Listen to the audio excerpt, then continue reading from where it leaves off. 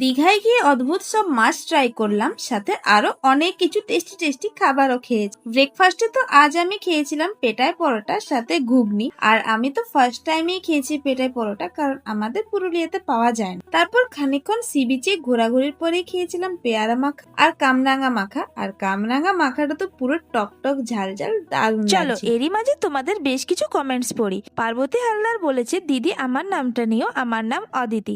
High Aditi. আমার friend প্রতীক্ষা বলেছে, একদিন যাব, খাওয়াবি বানিয়ে। তো তুই আসিস আমাদের বাড়ি, আমি নিশ্চয়ই খাওয়াবো বানিয়ে। তারপর বেশ কিছু ইমোজি কমেন্টস এসেছে। আর সবাইকে থ্যাংক ইউ এত সুন্দর সুন্দর কমেন্টস করার জন্য। ঘোরাঘুরি তো অনেক হলো, এবার লাঞ্চ করার পালা। তাই আজকে একদম সিম্পল ডাল ভাত, আলু ভাজা, ছ্যাঁচড়া আর একটা তরকারি দিয়ে লাঞ্চ সেরে নিয়েছি। তো যাই হোক, এরপরে আমরা সন্ধ্যাবেলা চলে গিয়েছিলাম ওল্ড দীঘা আর ঢেউ সাগরে। এখানেও বেশ কিছুক্ষণ সময় কাটিয়ে মার্কেটে গিয়েছিলাম।